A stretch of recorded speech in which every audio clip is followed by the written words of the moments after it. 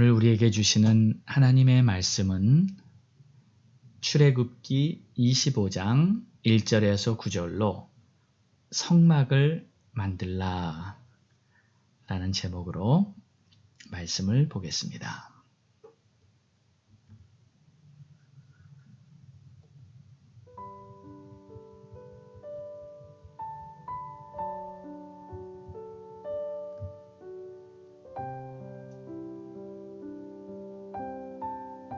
여호와께서 모세에게 말씀하여 이르시되 이스라엘 자손에게 명령하여 내게 예물을 가져오라 하고 기쁜 마음으로 내는 자가 내게 바치는 모든 것을 너희는 받을지니라.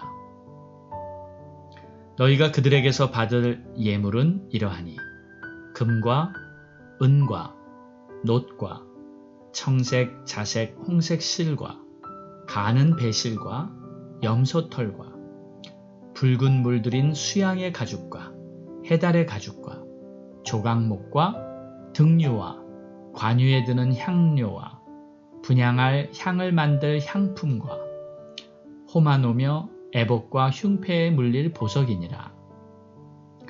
내가 그들 중에 거할 성소를 그들이 나를 위하여 짓되 물은 내가 내게 보이는 모양대로 장막을 짓고 기구들도 그 모양을 따라 지을지니라.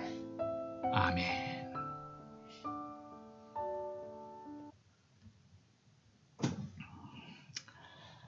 하나님께서 모세에게 성막을 지으라고 말씀하신 내용입니다. 하나님께서 말씀하시는 대로 모세는 성막을 지었고 하나님을 섬겼습니다. 지금 우리는 예배의 본질을 찾아서라는 목표를 가지고 예배의 근원이 되는 구약의 제사법에 대해서 살펴보았고 그러다 보니 결국 성막에 대해서 생각해보지 않을 수가 없게 되었습니다.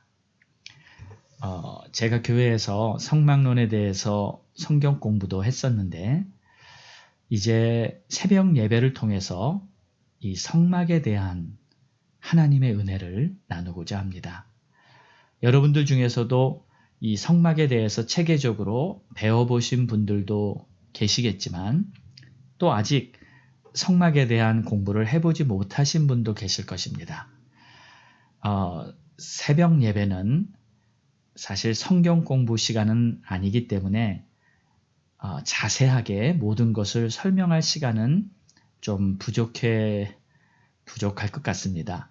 그래도 이 성막이라는 큰 주제 안에서 중요한 핵심 부분들을 한번 새벽 예배를 통해서 쭉 살펴보겠습니다. 자, 오늘은 그 첫 시간 서론 부분입니다.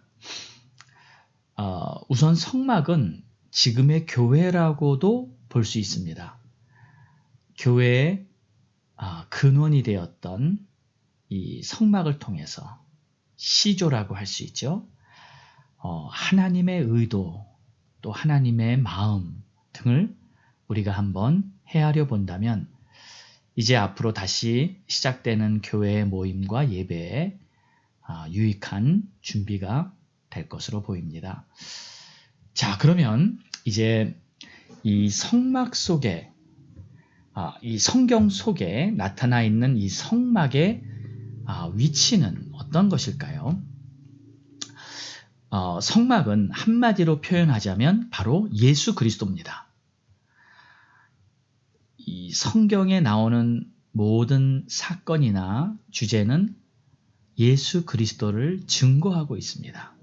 성막도 역시 예수 그리스도를 증거하고 있습니다. 그러나 성막은 지금 존재하고 있지 않지요. 광야 시대에 이스라엘 백성들이 광야길을 여행하는 동안 사용했던 장막입니다. 또 성경에는 성막을 장막 혹은 회막으로도 기록하고 있죠. 자, 그런데 이 구약에 등장하는 성막을 우리가 좀 더 이해하려면 구약과 신약과의 관계에서 좀 총체적인 안목으로 이해를 해야 하는데 그러려면 우리가 먼저 구약과 신약과의 관계에 대해서 잠시 알 필요가 있습니다. 구약 속에는 신약이 잠재해 있습니다. 그리고 신약에서 일어나고 있는 모든 이 일들은 구약에서 일어났던 모든 역사적 사건들이 다시 하나하나 분명하게 드러나고 있는 것입니다. 그리고 이 구약과 신약의 연결점이 바로 하나님의 예언이라는 것을 통해서 확증되고 있는 것이죠. 모든 역사에서 만약 하나님의 예언이 빠진다면 아무리 위대한 사건이 일어났다 할지라도 하나님과는 무관하다고밖에 생각할 수 없습니다.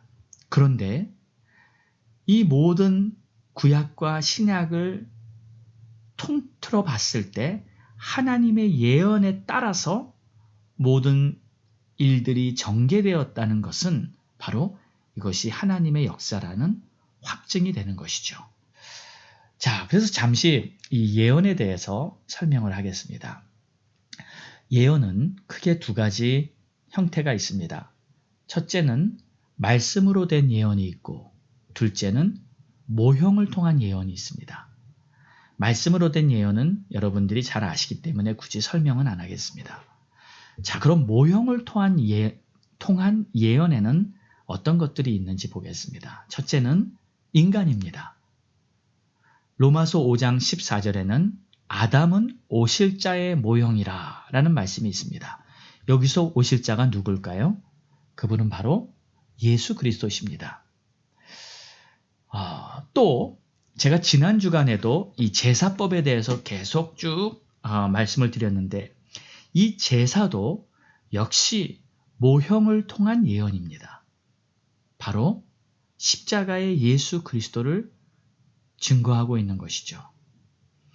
또 이제 앞으로 자세히 말씀을 전할 성막도 역시 예수 그리스도의 모형입니다. 뿐만 아니라 여러 가지 사건들이 일어난 것도 마찬가지로 예언이라고 볼 수도 있습니다.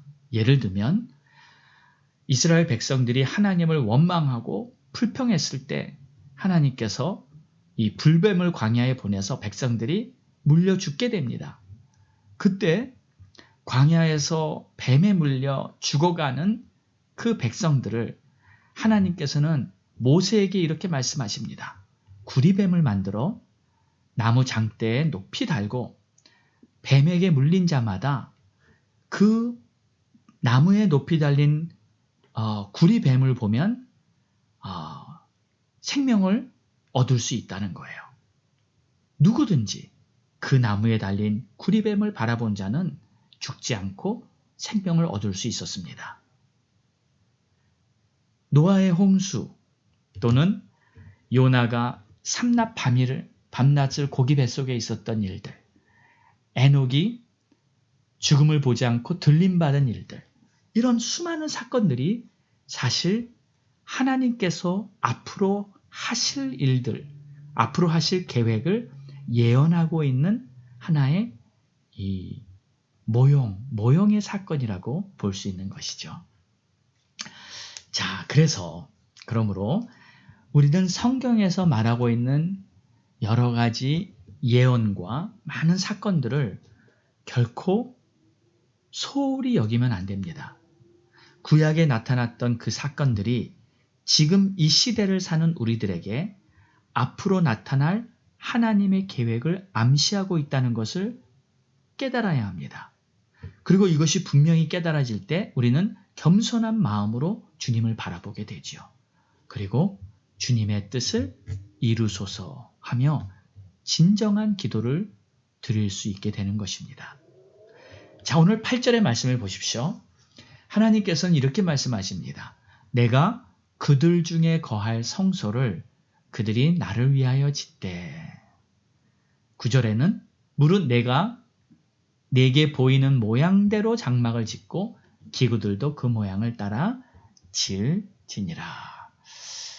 이 말씀을 보면 이 말씀 안에 하나님의 심정이 있습니다.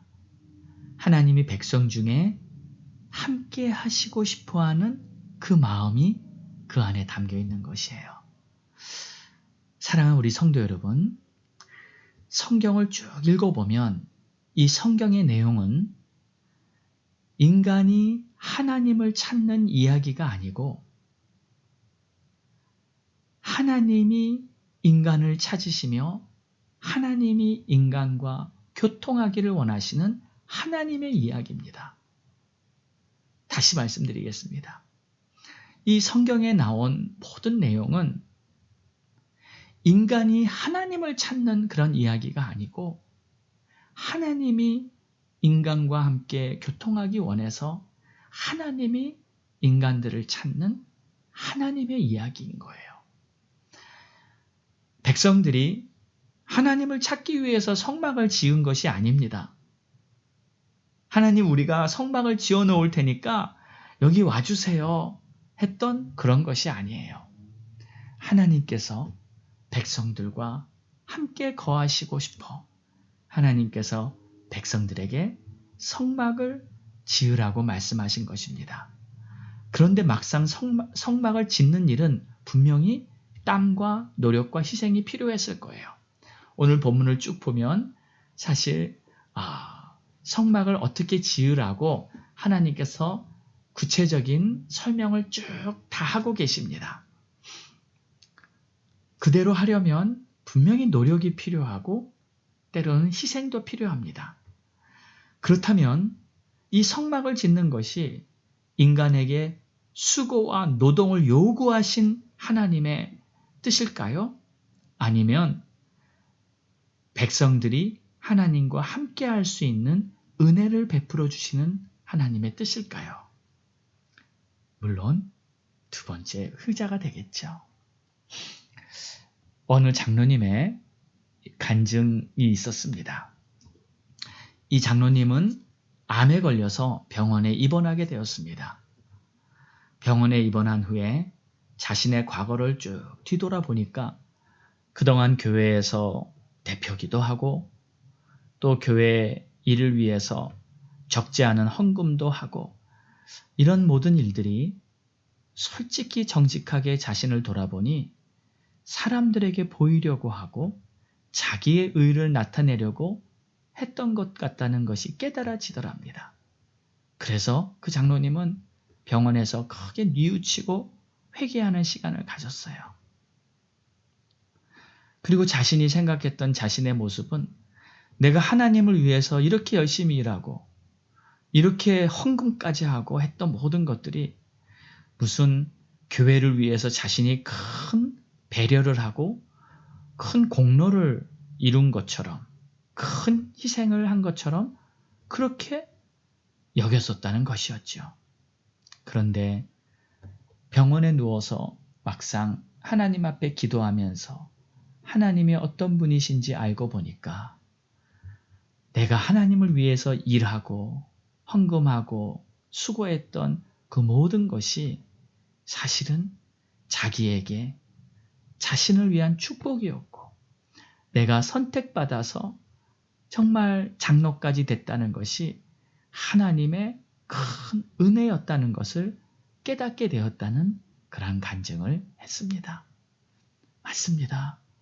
분명 성막을 짓는 것은 수고와 땀과 노력과 헌신과 희생이 필요하지만 그것만을 보고 있으면 아무런 하나님의 마음을 알 수가 없는 것이죠.